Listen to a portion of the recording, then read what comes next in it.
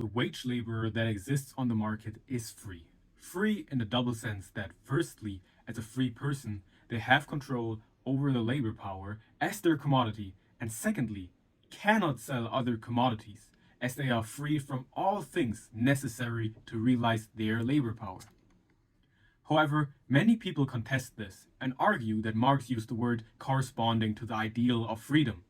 Let us listen to one of the proponents. It's important to note that Marx is using the word freedom here somewhat ironically because he does not think this is true freedom. Ultimately, for Marx, this isn't true freedom because it still involves the exploitation of the proletariat by those who own the means of production. I'm quite curious where people have the idea from that it is used ironically. It can certainly not be derived from the words Marx used, and what he does describe is a concrete freedom. Freedom as the relation of right. This becomes more apparent when understanding that most laborers in Western Europe under feudalism were unfree. In the cities, laborers were forced to join guilds and therefore not able to sell their labor power freely on the market. And on the countryside, there was serfdom, and they were also not able to do that. These groups are people that were referred to as unfree under feudal right, which was for the longest time customary in nature.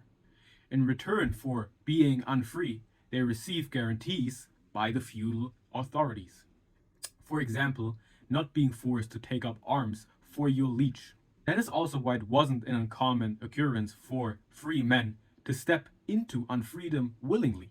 So the transition into capitalism freed up this mass of people from these constraints, not all constraints, and turned them into free laborers capable of freely going about their business on the free market. And I'm using the word free a lot here to just get the point across.